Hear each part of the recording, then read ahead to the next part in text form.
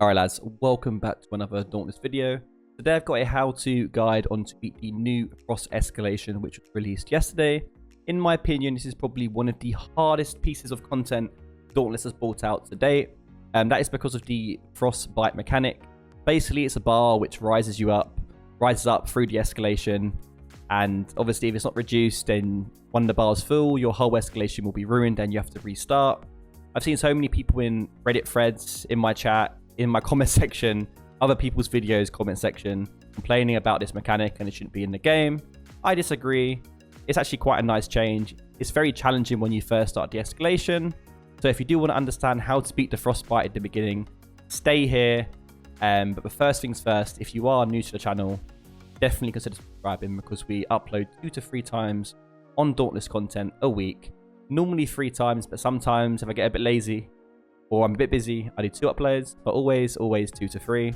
Also, if you like videos like this, leave it a like. If you don't leave likes and there's a lot of dislikes on the video, I'm not really motivated to do videos on that specific topic. That's fine if you don't like the content. If you don't, that's not a problem. But if you like it, definitely leave it a like. It does help me a lot. Also, if you want other escalation builds, not just for Frost Escalation, check out the rest of my videos. But I'm going to leave a link up here for the other Frost Escalation videos I've put out already from the Dauntless Experimental. So without further ado, let's get into a build real quickly. This is a Chain Blades build, obviously. High frames, more survivability, really nice for keeping you alive. We've got Parasitic as the first cell, Berserker for your second, with Reaper's Dance, Serrated Blades, and Inferno's Fangs. For the helmet, Shroud with Discipline, Rezakiri chest with Conduit, Tordagoro's Arms of Rage, Brax Legs with Wild Frenzy, and Ember's Mains Lantern with Conduit. I like the Blitz Bulwark Cleansing Pylon. I recommend 100% taking Bulwark and Cleansing Pylon. Obvious reasons: Bulwark keeps you alive for longer, Cleansing Pylon reduces the Frostbite meter, Blitz can be changed to Frenzy if you wish. Also, the Ember's Main Lantern can be changed to Drask or Pangars, your personal preference.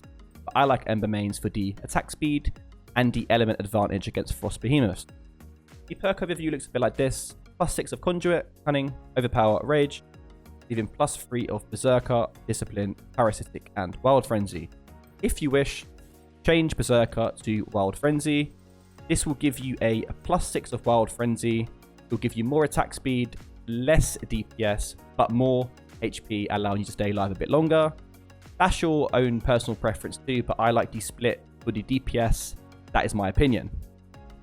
Moving on to the amp tree, because this is a key component in making sure you beat Frost Escalation.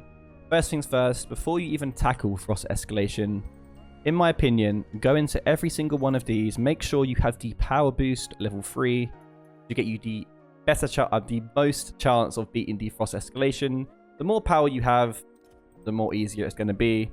Every single escalation is going to have a tree. Just make sure the power boosts up, because you're just kicking yourself in the teeth if you don't have more power. Regardless, when that's all done, head over to the Frost Escalation tree.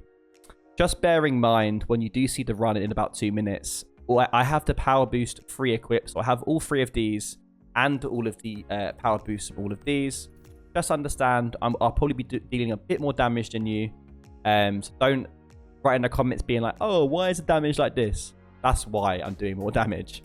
So just don't think you're going to get a run like this straight away, because you won't. Because I failed this escalation, I think, about 4 to 5 times before I got a clear. But as soon as you get your first talent point, you want to be putting it here in Insulated Gear 1. Reset it for you. Insulated Gear 1.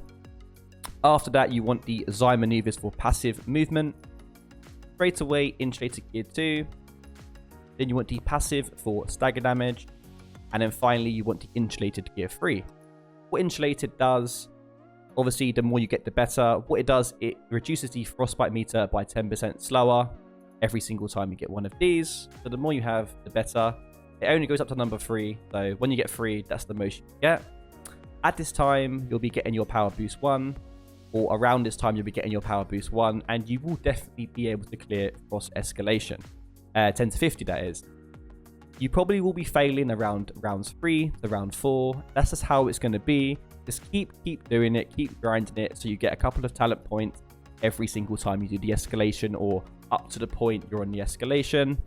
But after that's done, you'll be able to get a tree like this, and you should be clearing the escalation around this time.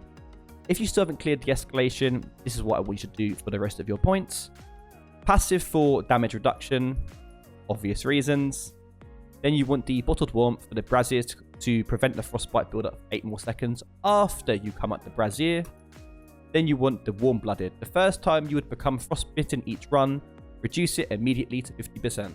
As soon as you get this, I don't care what you guys say, you should be clearing the escalation when you have this warm-blooded. Unless, obviously, you're dying. That's down to your technical ability of you playing the game. I'm sorry, it is. Warm-blooded, this will keep you alive from the frostbite. This will be enough. Regardless, after this is done, you should be around getting your power boost too. Pick it up. This should be 100% enough. If it wasn't before, this will be enough. Regardless, when you're done getting these ones, come over here, get the passive for attack damage, the passive for the critical strike, and then unlock the aspect of the warrior to pair up for the avatar of destruction, get more crit chance when you're running the build. This is all I've got to say. Just keep tackling those escalations, get the talent tree increased the way I've shown you. You will eventually start getting clears, but at first you are going to be frozen. Trust me, it gets easier the more you do it. That's my take on it. There's no real situation to do. There is no way of cheating it. I don't know there's a way of cheating it. So this is my information for you. Enjoy my escalation run on how this build can actually deal with this escalation when you finally get a fully upgraded escalation tree. Without further ado, I will see you guys in the next video.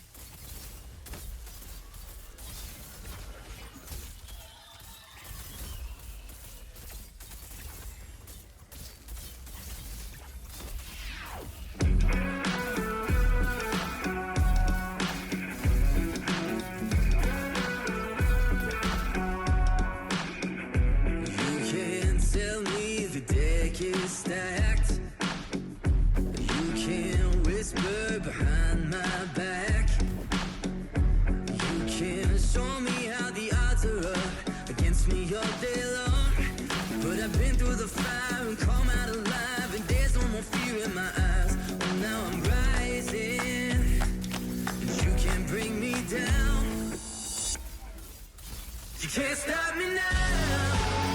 Can't stop me now. My feet have come too far for you to tie 'em to the ground. You can't stop me now. Can't stop me now. Set my sights on where I'm going at. Ain't turning back around. You can't stop me now. You can't stop me. All the blood, sweat, and sacrifice.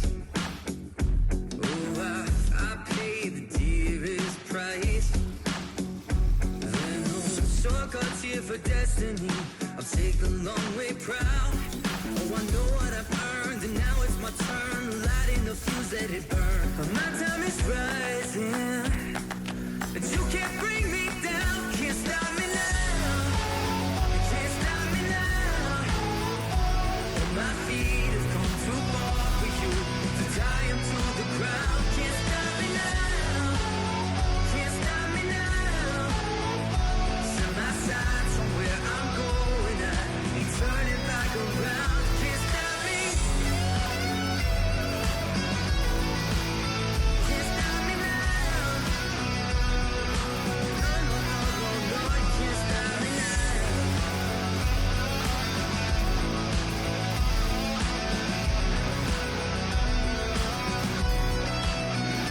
This is the calm before the storm. You know what's coming, so be warned. You can't stop me now.